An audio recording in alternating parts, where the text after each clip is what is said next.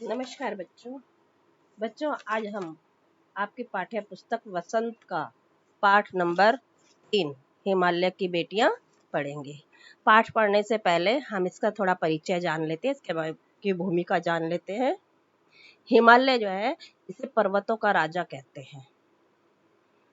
यह बहुत विशाल है और इसकी अनेक चोटियां हैं। इसका महत्व जो है आदिकाल से रहा है। पुराणों में भी इसके बारे में जिक्र किया गया है। कहते हैं कि देवों के देव महादेव का ये निवास स्थान भी था। हिमालय पर प्रकृति के अनेक खजाने हैं और भारत के लिए तो हिमालय बहुत महत्वपूर्ण है। यदि हिमालय न होता तो भारत का उत्तरी भाग जो है मरुस्थल होता, यानी वहां रेगिस्तान होता। चलो आइए अब पढ़ते हैं। नागार्जुन द्वारा रचित पाठ निबंध, ऐसे निबंध कहेंगे। नागार्जुन द्वारा रचित पाठ है हिमालय की बेटियां। ठीक है। यहाँ हिमालय और उसकी बेटियां हैं नदियां। तो इन दोनों का मानवीकरण किया गया है, मतलब दोनों को मानव के रूप में बताया गया है। चलो अब आगे बढ़ते हैं इसके बारे में। लेखक कहते हैं कि जब तक उन्होंने नदियों के उद्गम स्थान को नहीं देखा था, तब तक वो नदियों को बड़ी गंभीर, शांत और अपने आप में खोई हुई उन्हें लगती थी और संभ्रांत महिला के भांति, मतलब संभ्रांत मतलब शिष्ट महिला के भांति उन्हें लगती थी। जब वे नदियों के जल में स्नान करते तो उनके मन में माँ, दादी, मौसी, मामी की गोदी की तरह उन्हें प्यार लगता था, स्नेह लगता था, सुख प्राप्त होता था।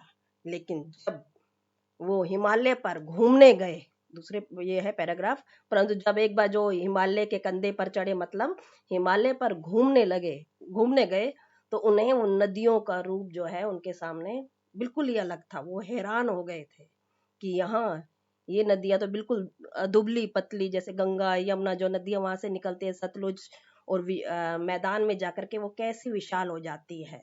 और जब वो नदियां जो होती हैं पहाड़ों से गिरती हैं तो उछलती कूदती है, तो उन्हें ऐसा महसूस होता था जैसे वो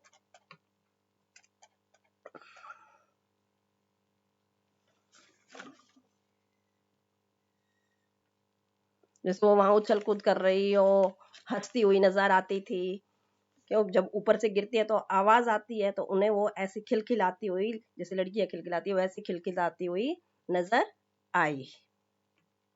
फिर वे सोचते हैं कि जब ये मैदान में जाती हैं तो उनका वो जो खिलखिलाना है कहाँ गायब हो जाता है, और वे अपनी उनकी बाल लीलाएं जो है वो कहाँ गायब हो जाती हैं।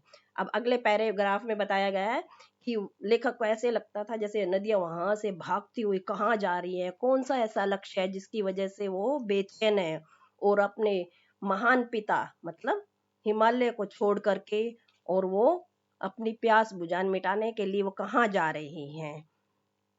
आगे कि देवदार, चीड़, सरो, चिनार, सफेदा के जंगल में जब वो पहुंचती हैं तो उन्हें वही अपना उद्गम स्थान याद आ जाता है। फिर आगे लेखक ने बताया है कि इन नदियों का निर्माण करता हुआ स्वयं नहीं है, बल्कि हिमालय की बर्फ के पिघलने से ही इन्होंने नदियों का रूप धारण किया है। लेखक ने प्रमुखतः दो नदियों के बारे में बताया है, ब्रह्मपुत्र और सिंधु और ब्रह्मपुत्र। इन दो महानदियों के सामने और जो नदियां जितनी भी है, रावी, सतलुज, व्यास, चनाब, झेलम, काबुल, कपीशा, गंगा, यमुना, सरयू, गंडक, कोसी आदि, उनके सामने छोटी मोटी नदियां लगती हैं। वास्तव में वो कहते हैं कि सिंधु और ब्रह्मपुत्र स्वयं कुछ नहीं है। वो कैसे, उनकी विशेषता क्या है कि वो हिमालय के पिघले हुए दिल, मतलब हिमालय के बर्फ के टुकड़ों से एक एक बूंद इकट्ठा होकर के ये दो महानदियां बनी हैं। और फिर लेखक कहते हैं कि ये दो महानदियां समुद्र की ओर प्रवाहित हो रही हैं, यानी बह रही हैं। ये कहते हैं कि वो समुद्र कितना भाग्यशाली है जिसने पर्वतराज हिमालय की दो बेटियों, मतलब नदियों का हाथ पकड़ने का श्रेय मिला है। हाथ पकड़ने का श्रेय मिला मतलब वो उसमें जाकर के मिल रही हैं।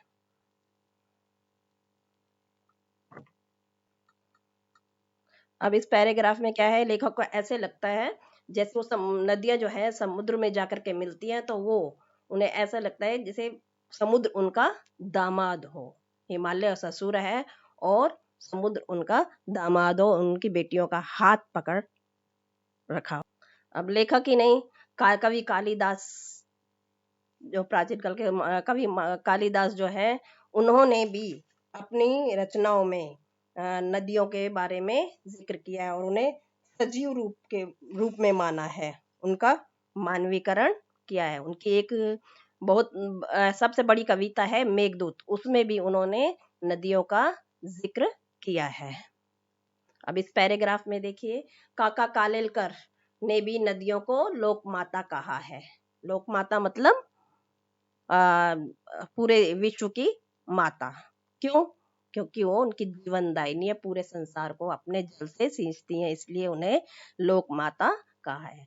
किंतु माता बनने से पहले यदि उन्होंने कहा कि इनको बेटियों के रूप में देख लेना, इसमें भी कोई हर्ज नहीं है।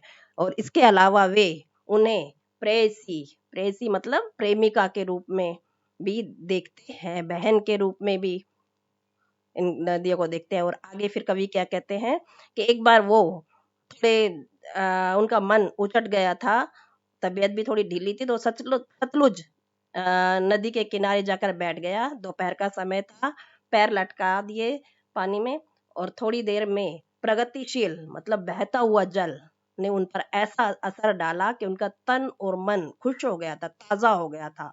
और वो मन ही मन गुनगुनाने लगे, जय हो सतलुज बहन तुम्हारी, लीला अचरज बहन तुम्हारी, हुआ मुदित मन हटा खुमारी, जाऊं मैं तुम पर बलिहारी।